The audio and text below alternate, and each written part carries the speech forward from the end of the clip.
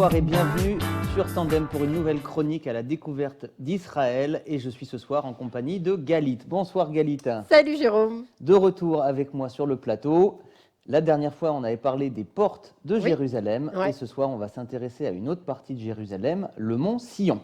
J'adore parce que, du coup, comme je savais qu'on allait en parler, j'ai un petit peu regardé et j'ai réalisé que je ne connaissais rien du mont Sion. Eh ben, Ravi d'être là ce soir. On va essayer d'apprendre plein de choses ensemble. Alors, on va commencer dans le spirituel avec cette phrase tirée de la Torah. « Des montagnes entourent Jérusalem, ainsi l'Éternel entoure son peuple dès maintenant et à jamais. » C'est dans les psaumes. Okay. Et effectivement, on a plein de montagnes qui entourent Jérusalem. Qu'est-ce que tu peux penser, à quoi tu penses quand on te dit montagne de Jérusalem ? Le mont des Oliviers. Le mont des Oliviers, qui est la montagne située à l'est de Jérusalem. Ouais.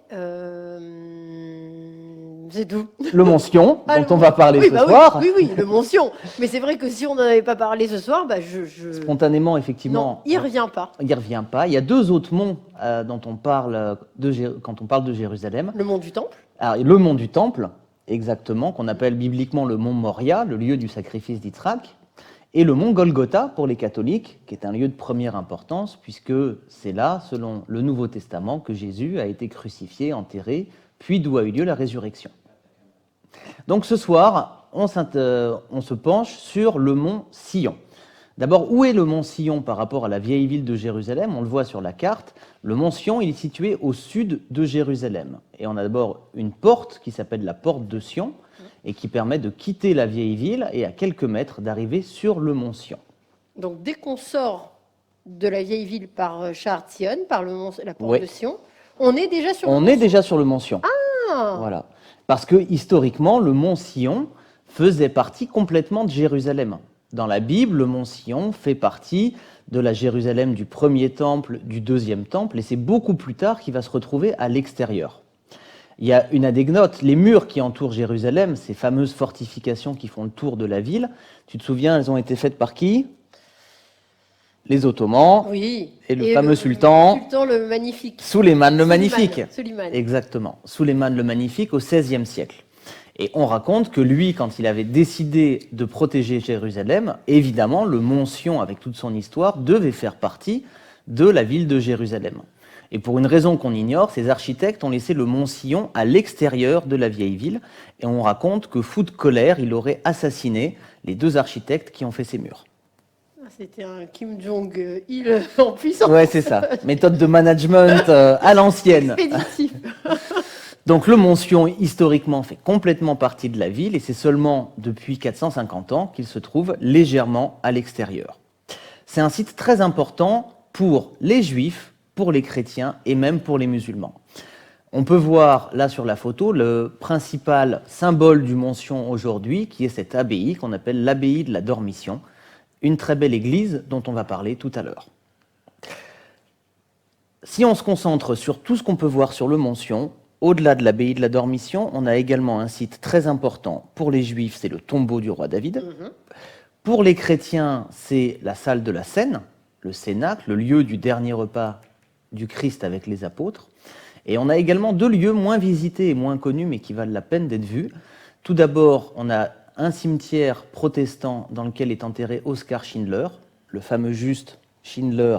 Ah, mais je ne savais pas du tout. On peut aller sur sa tombe. On peut aller sur sa tombe, sur le mont Sion, cimetière c'est... protestant. Il avait souhaité être enterré là-bas. Mais je savais qu'il était enterré en Israël. Je ne savais pas que c'était si proche. Mais la prochaine fois que j'y vais, je vais sur sa tombe. Donc c'est un très bel endroit. La tombe est régulièrement fleurie et particulièrement le jour de l'anniversaire de son décès par les descendants des 1200 Juifs qu'il a sauvés pendant la Shoah. Et juste à côté, on a le premier mémorial pour la Shoah qui a été fait en Israël, parce que Yad Vashem n'est pas le premier. Quelques années auparavant, sur le mont Sion, on a inauguré un tout petit musée qui s'appelle la Chambre de l'Holocauste, et qui est le premier mémorial qu'on peut toujours visiter aujourd'hui. Donc nous, on va s'intéresser ce soir à l'abbaye de la Dormition, la tombe du roi David et la salle de la Cène. Donc on démarre par l'abbaye de la Dormition. C'est une église qui a été faite il y a 100 ans, par les Allemands. Guillaume II, visite officielle, va acheter la terre, le terrain sur lequel va être construite cette église, et va la donner à des catholiques alors que lui était protestant, mais il avait le souhait d'unifier toute sa population. Et ce sont des bénédictins, toujours possesseurs de cette église, qui vont s'en occuper. Très récent. Donc très récent, Ouais. église très moderne, mais qui reprend un style des églises qu'on avait au 5e, 6e siècle. Pourquoi à cet endroit? Parce qu'il y avait historiquement déjà une église. D'accord.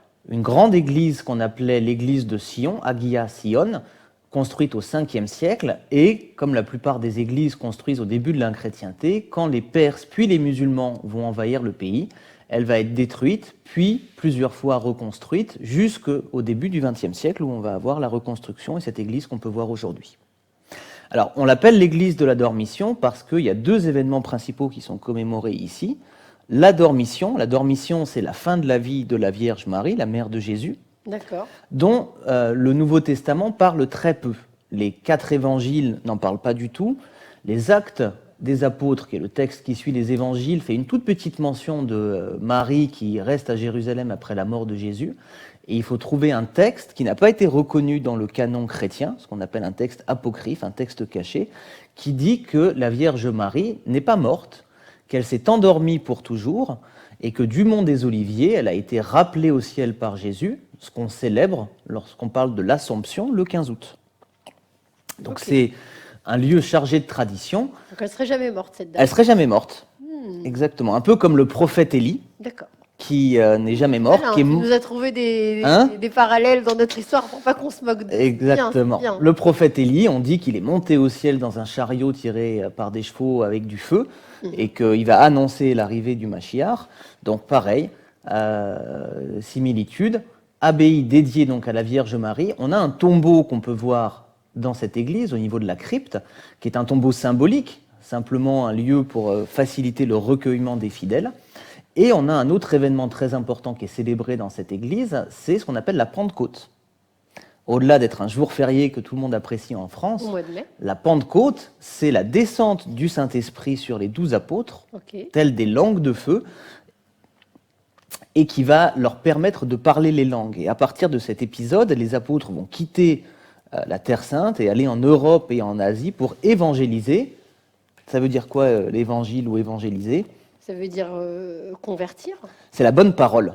L'évangile, c'est la bonne parole. Évangéliser, c'est transmettre la bonne parole de Jésus. Mais dans le but de convertir les gens au christianisme. Alors, qui n'existe pas encore, en fait.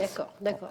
Les premiers chrétiens sont des judéo-chrétiens, disons, pour les rapprocher de la foi de Jésus ou de la croyance de Jésus. On n'est pas encore dans cette... On en parle vraiment tout de suite après sa Juste mort. après sa mort. On est dans le 1er siècle de notre ère. D'accord. Donc, 2 événements très importants qui vont être célébrés dans cette église, qu'on peut visiter tous les jours, qui est très belle, mosaïque, chargée d'émotions et plein de symboles, donc un lieu chargé d'histoire qui vaut la peine d'être vu. Et juste à côté de cette église, un lieu très important pour les chrétiens encore, c'est la salle de la Seine. Mais ça, je ne savais même pas qu'elle existait. J'ai découvert ça en m'intéressant justement aux mentions, mais je ne savais même pas qu'il y avait la salle de la Seine à Jérusalem. Ouais. Pour moi, la Seine, c'est le tableau. C'est le tableau de Vinci. De Vinci. Oui, tout à fait. Léonard de Vinci. Et voilà, c'est vrai que ça a existé, mais je ne me suis jamais posé la question de savoir où. Et alors, les évangiles en parlent. Plusieurs évangiles parlent de ce dernier repas que le Christ va faire avec les apôtres. C'est un moment très important pour les chrétiens parce qu'il annonce que c'est son dernier repas sur terre. Il annonce qu'on va le trahir. Et il dit tout ça. Il dit tout ça. Il prophétise tout ça. Et souvent, les chrétiens n'en ont pas forcément conscience. Il fait un kidouche et un motzi. Il fait une bénédiction sur le vin qu'ensuite il fait boire à tout le monde en disant « buvez, ceci est mon sang ». Il fait une prière sur le pain, il donne le pain en disant « mangez, ceci est mon corps », qui sont 2 choses très importantes dans le rite chrétien, l'Euchariste qu'on va retrouver tous les dimanches à la messe. Mais les chrétiens n'ont pas forcément conscience que cette pratique est une pratique juive et que les juifs le pratiquent encore tous les vendredis lorsqu'ils font un Shabbat. Donc c'est un lieu très important. Évidemment, les gens, la plupart, ont cette image du tableau de Vinci. Donc, quand ils vont rentrer dans cette pièce, ils s'imaginent voir les restes du repas sur la table. Non, mais c'est vrai qu'on s'imagine une grande table, mais... Des fruits, des chaises sur le côté. Et on va le voir, c'est un lieu qui est très épuré, très neutre. Il n'y a rien, presque rien. Il reste de l'architecture qui date des croisés, parce que cette salle a été faite à l'époque des croisés. Donc, c'est même pas la salle exacte dans laquelle il aurait fait le repas. on va dire qu'on est dans la bonne position géographique, mais le lieu a été reconstruit presque 1000 ans après les événements par les croisés, dont il reste une architecture très belle. On a des voûtes, on a des piliers. Alors c'est l'endroit géographique, mais c'est pas le lieu. Oui, d'accord. Voilà. C'est pas le bâtiment. C'est pas le bâtiment. Le bâtiment, s'il a existé, il a été détruit et on a reconstruit précisément à cet endroit-là. Donc on le voit, c'est un lieu qui est très neutre. Le seul objet qu'on a rajouté à l'époque moderne, c'est un olivier, qui est un symbole universel de paix. Mais sinon, c'est un lieu que tout le monde peut visiter, juifs, chrétiens, musulmans, ouvert à tous, avec des petits détails au niveau de l'architecture qui sont assez jolis. On va le voir, il y a au-dessus d'une lampe, les croisés ont gravé. Je ne sais pas si tu arrives à reconnaître l'animal qu'on voit sur la photo. En fait, ça y est, un bélier ? Un bélier ou un agneau. Ah. Et c'est le symbole de Jésus, l'agneau de Dieu. Il n'y a pas de cornes. C'est le repas de la Pâque qu'ils vont fêter ici. Donc c'est l'agneau pascal. D'accord. Et ça aussi, c'est une transition que j'aime beaucoup introduire et expliquer, c'est que Jésus faisait son repas de Pessah à Jérusalem. Pessah, c'est la fête de l'agneau pascal que les Juifs, les Hébreux ont sacrifié pour les protéger quand ils étaient en Égypte, de l'ange de la mort qui allait passer et sacrifier les premiers-nés. Et comme Jésus a été crucifié à ce moment-là, c'est lui qui est devenu ce symbole d'agneau pascal. Et l'agneau de Pâques qu'on retrouve sur les tables chrétiennes vient de là. Mais là encore, il y a une symbolique. Bien entendu. Voilà, leur histoire découle de la nôtre. Complètement. Alors, c'est vrai qu'il y en a qui ne le reconnaissent pas. Ou qui l'ignorent. Ou qui l'ignorent, peut-être. Ou qui l'ignorent. Mais les protestants, moins. Les protestants, moins. Oui. Très souvent, les protestants connaissent très très bien l'Ancien Testament, sont parfois même plus attachés à l'Ancien Testament qu'au Nouveau Testament, parce que les grandes valeurs défendues dans le Nouveau Testament sont déjà présentes dans l'Ancien Testament. Aimez-vous les uns les autres, c'est dans le Lévitique, c'est dans la Torah. Bien sûr. Mais c'est très intéressant tout ce que tu racontes là, parce que du coup, c'est vrai que ce sont des endroits en dehors du char de Sion, de la porte de Sion, des endroits dans lesquels on se promène en tant que juif, mais on n'a jamais le réflexe d'aller visiter des endroits chrétiens ou musulmans. Ouais. Est-ce que tu as des fois des juifs qui te demandent des visites de Jérusalem, mais côté chrétien? Alors, ça arrive, mais je dirais que quelque soit... Moi, ça m'a donné envie. Alors, je sais pas, il y en a qui vont des rétro-satanas, mais oui, ça m'intéresse de rentrer dans cette église de la Dormition, etc. Ouais. J'ai des demandes de gens qui sont curieux de voir les traces chrétiennes, soit pour des raisons historiques, soit par curiosité ou culturelle. Moi, j'essaye la plupart du temps, quand je fais des visites, d'inclure, je dirais, des lieux très importants pour les trois monothéismes. Parce que Jérusalem est tellement importante à la fois pour les chrétiens, pour les juifs et pour les musulmans, que pour comprendre l'histoire moderne et les problèmes d'aujourd'hui, il faut comprendre ces différentes phases historiques qui ont marqué la ville. Donc je dirais que presque systématiquement, j'inclus des lieux des trois religions. Tu inclus, mais tu as pas des demandes spécifiques de groupes de juifs vivant en Israël ou touristes qui vont te dire, voilà, moi, Jérusalem, je connais le Jérusalem juif, côté juif. Est-ce que tu peux nous faire une visite du Jérusalem côté chrétien? Ça m'est arrivé, mais c'est assez anecdotique. Honnêtement, c'est pas la majorité des cas. Et il y a un autre élément architecturel qui est très beau également dans cette salle de la Seine, qu'on va voir juste après. C'est gravé sur un pilier, on dirait des oiseaux, mais on ne comprend pas bien qu'est-ce qu'ils font là. Alors, ces trois oiseaux, souvent les gens passent à côté et ne se rendent même pas compte de ce que ça veut dire. C'est en hauteur? C'est un peu en hauteur, et en vérité, c'est une symbolique que les croisés ont repris de la mythologie romaine, de pélican. Et en fait, c'est la maman pélican qui nourrit ses deux petits. D'accord, parce que vu comme ça, on dirait des aigles. Hein. On dirait un peu des aigles. La légende dit que c'est inspiré de pélicans parce que quand on regardait d'un petit peu loin, les pélicans petits, on avait l'impression qu'ils dévoraient leur mère. Alors qu'en fait, ils vont chercher la nourriture au fond du bec de leur mère, et donc d'une certaine distance, ça donnait cette impression-là. Et c'est une symbolique chrétienne qu'on retrouve dans certains lieux saints chrétiens, symbole de Jésus qui se sacrifie pour sauver l'humanité. On va pas critiquer le sculpteur, mais c'est pas... Ouais, c'est un pélican vu de loin. On est d'accord. Mais oui. Mais si effectivement, si c'est en hauteur, je peux comprendre qu'on passe à côté. Ouais, tout à fait. Ouais. Alors, ce lieu, donc, il a été chrétien. Ensuite, quand les musulmans sont arrivés, ils ont détruit la plupart des lieux chrétiens en Terre Sainte. Ce lieu-là, il n'a pas été détruit et je vais vous expliquer dans quelques minutes pourquoi. Et si, mosquée. exactement, Oui. oui. Ah oui, quand Comme même. c'est le cas dans plein d'endroits où on a des couches, on a une synagogue, puis au-dessus on a une église, puis au-dessus une mosquée, parfois de nouveau une église ou une synagogue. Dans ce lieu-là, les musulmans l'ont protégé et l'ont transformé en mosquée. Et donc on a des inscriptions du Coran sur des vitraux qui sont à droite et à gauche dans la pièce principale. Voilà, inscription du Coran. C'est des beaux vitraux. C'est des très beaux vitraux. On a également une signature du sultan Souleymane le Magnifique. Et surtout, face au mur principal, on a ce qu'on appelle un mihrab, une niche de prière qui donne l'orientation de la prière chez les musulmans. L'orientation vers la Mecque. Oui, exactement. Bien entendu. Vers la Mecque. Donc c'est un lieu très, très surprenant parce que très important pour les chrétiens, même si le lieu est vide, même si on est sur une position géographique, c'est un moment fondateur dans la foi chrétienne, et un endroit devenu une mosquée avec des traces de l'architecture et de la présence des musulmans. Très joli. Et pourquoi cet endroit n'a pas été détruit? Parce que, figure-toi qu'on est juste au-dessus du tombeau du roi David. Ah, c'est... Au-dessus. D'accord, au-dessus. Juste vraiment au-dessus. D'accord. Et on avait historiquement un escalier. Du coup, ils l'ont pas détruit parce que le roi David, c'est aussi un... Exactement, c'est un prophète voilà. chez les musulmans, Nabi Daoud. Ouais. Et donc, on ne pouvait pas détruire, entre guillemets, le lieu D'accord. où était enterré le prophète David. Okay. Donc, on se retrouve dans un endroit qui est très particulier. Il y en a assez peu en Israël. On a aussi le lieu du prophète Samuel, Shmuel Hanavi, très important pour les Juifs, avec une église et une mosquée. Comme ici, rare endroit très important pour les Juifs, les chrétiens et les musulmans. Et donc, on va descendre... Là, c'est la scène. Hein. Ça, c'est la salle de la scène, la salle du Cénacle. Oui. Alors après, on descend, oui. Exactement. Et on descend donc maintenant par l'extérieur, puisque l'escalier intérieur a été bouché. Et on arrive dans ce lieu très important, probablement le second lieu le plus important après le Kotel, le mur des lamentations pour les Juifs, qui est le tombeau du roi David. C'est un lieu très simple.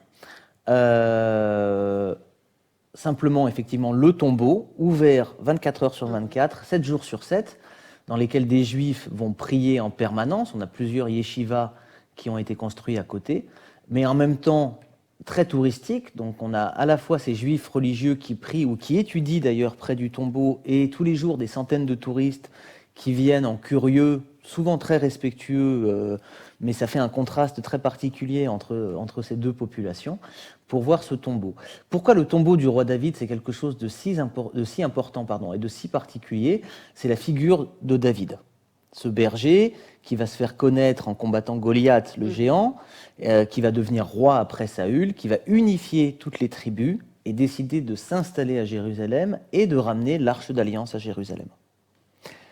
Mais très bien, mais moi je l'ai visité, j'ai eu la chance de le visiter avec toi, ce tombeau du roi David, mais il n'est pas là. Alors, très bonne question. Ou en tout cas, question. Est-ce qu'il est là? C'est particulier quand même. Est-ce qu'il n'est pas là? Venir prier, tu dis des centaines, des milliers par jour qui viennent, alors les curieux, les prieurs, les machins, les religieux. Mais c'est une boîte, quoi. Alors, c'est une boîte, effectivement, c'est une boîte vide. Mais oui. Alors, c'est ce qu'on appelle un cénotaphe, c'est un tombeau symbolique. C'est pas même... C'est pas dérangeant, ça, dans la religion juive? Alors, non. Alors, ce que des rabbins m'ont expliqué, c'est qu'en vérité, la prière, peu importe le lieu où on l'a fait. D'accord. Que tu fasses une prière chez toi, dans une synagogue, ce qui compte, c'est pas le lieu, c'est l'intention. C'est l'intention, c'est la foi, c'est le cœur que tu y mets. Okay. Plusieurs m'ont dit, l'idée de venir ici, c'est d'essayer de donner une petite poussée supplémentaire pour faire monter la prière, mais ça reste quelque chose de personnel. Ce qu'on voit là, c'est le cénotaphe, c'est le tombeau vide. On dit que la vraie tombe est quelques mètres en dessous. Oui, c'est ça, quelques mètres en dessous. C'est-à-dire que c'est pas anodin que ce soit à cet endroit. Exactement. Voilà. Donc on a effectivement la découverte archéologique d'un tombeau royal que beaucoup attribuent, parce que géographiquement ça colle bien avec la Torah, à la tombe du roi David. On n'en a pas la certitude. Pour plein de raisons, effectivement, on a mis ce tombeau symbolique au-dessus. Et c'est un lieu de très, très grande importance. D'autant plus qu'il faut se souvenir qu'entre 1948 et 1967, entre la guerre d'indépendance et la guerre des 6 jours, toute la vieille ville était jordanienne. Et à ce moment-là, les touristes, les juifs n'avaient pas le droit d'entrer dans la vieille ville et Mais ça, d'aller. ils avaient le droit. Et là, ils avaient le droit. Mm. Le Kotel a été inaccessible pendant 19 ans. Le lieu le plus saint qui était accessible, c'était le tombeau du roi David. Donc ça a renforcé Bien sûr. également l'importance de ce lieu. Accès hommes, accès femmes, et dans les deux cas, donc un petit Ouais, espace là, de prière. ils ont bien prévu parce qu'ils l'ont faite de 3 mètres de long, Le côté la homme. boîte. Ah, Non, la boîte, Ah, du la coup, il y a boîte. la moitié à droite, la moitié à gauche. Non, c'est assez bien fait, j'avoue. Pour une fois, on a presque autant de place, en tout cas presque autant de visibilité sur le ouais. Sur le tombeau. le tombeau, côté femme que côté homme. Ouais. Donc ça aussi, c'est un lieu qui suscite de l'émotion et qui est très chargé d'histoire. Merci beaucoup Galit d'avoir partagé ce moment avec moi dans notre chronique Guide en tandem. Eh ben, écoute, toujours un plaisir de partager ce moment avec toi, de découvrir Jérusalem. Vraiment, on pourrait en parler. Tu pourrais à chaque fois faire toutes tes chroniques sur Jérusalem, en fait. Il y a beaucoup de Il y a choses à beaucoup dire à dire. et à découvrir. Chers amis, Merci. merci beaucoup. N'hésitez pas à partager, à liker, à vous abonner à notre page sur Tandem, Facebook, YouTube et Instagram. À très bientôt. Au revoir.